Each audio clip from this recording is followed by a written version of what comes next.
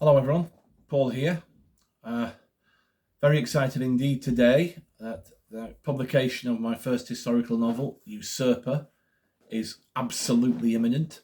By the time you see this video, it may already be published. What I thought I'd do, just a kind of intro to anyone who's toying with the idea of reading it and perhaps isn't sure whether historical fiction is their bag, is I thought I'd read you a little extract.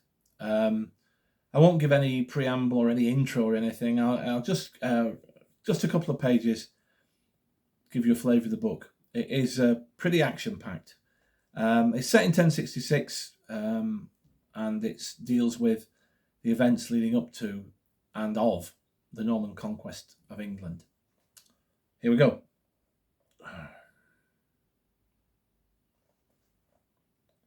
Find a good moment for you. Ethelbert turned round and grinned. "How do you fare, Lord Unferth?" "Sick as a dog," Unferth admitted. The marshal of the house laughed. "It's always that way in your first battle." Unferth nodded. As Cerdic had reminded him, though he'd gone to war with Ethelbert and his father the previous year, also against Earl Tostig, on that occasion no blows had been struck. "Stay close to me and don't tackle any big ones," Ethelbert advised. "Especially don't tackle their berserkers.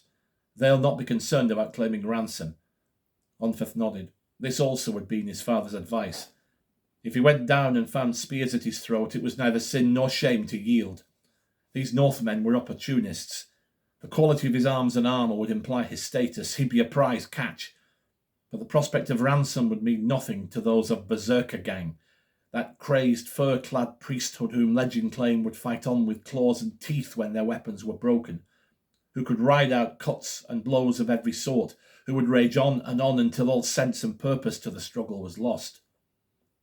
The young lord looked towards their roaring mob through an oily haze, along a rural highway now hardened to ruts. The sun had risen properly at last, though the local fields were stripped of corn, the orchards of York denuded of fruit. That summer without end went on. His head baked inside his helmet. Dust motes swam in his eyes, and yet when he glanced left at the emerald marshes, they lay twinkling and serene. There was great depth there, he suspected, and quagmires of mud underneath. Not the ideal place to finish up when wearing ring-coat and helmet. "Ready yourselves," came his father's voice. Hrothgar, who had just returned, checked the buckle on his chin-strap and drew his broadsword. "Edwin sought to tempt them from the higher ground by waiting," he said, "but the Hardrada's no fool.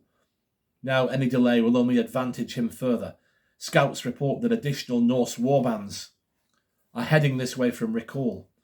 The size of our force may have surprised him and he doesn't want to take chances, so we go now." Unferth swallowed bile as he drew his own blade. He glanced over his shoulder, seeing an encouraging nod from Redwald. "On the signal!" Hrothgar shouted. The English host fell silent as word passed among them. They glanced to their centre, waiting expectantly, only yelling out again when Earl Edward and Earl Morcar's banners tipped forward, inclining towards the enemy. With a new blasting of horns and skirling of pipes, they tramped forward, in looser formation than they might have liked, though their marshals insisted on it, for they were advancing uphill and likely to come under missile attack. Almost immediately, javelins, stones and throwing axes darkened the sky before clattering down on helmets and shields. Several men dropped, clutching gruesome wounds.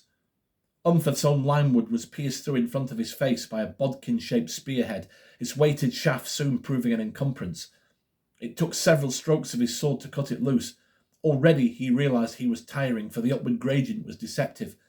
Blood beat in his ears, sweat ran freely under his layers of linen, leather and mail, and all the while the clamour rose. Up ahead the Vikings hammered the earth with their spear butts, chanting ever more frenziedly. Instinctively the English closed ranks again, bearing through the deadly hail, gazes fixed on the eyes of the Northmen in their gargoyle helmets, on their bushy beards, their roaring red mouths. "Easy, lads, easy," Unferth heard his father rumble. The gap narrowed, from 40 yards to 30 to 20.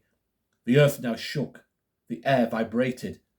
The shield walls were 10 yards apart when suddenly, as one, the Northmen's roars reached a shuddering crescendo, and they launched themselves down slope, a furious elemental wave. The collision resounded like thunder. A frightful din erupting as two storms of blades engaged each other, slashing, hacking, rending through wood, iron, and flesh. Blood flew in spatters. The morning rang to the clangour of shields exploding, of spear hafts splintering.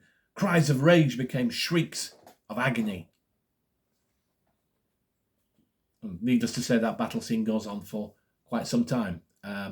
It's a bit of a turning point in the book. Just a taster of Usurper, my new historical action-adventure novel, due out on April 27th. That may be a date yet to come, or it may already have passed, depending on when you see this video. Hope it's tempted you to dive in and see what it's all about for yourself. Thanks. Bye for now.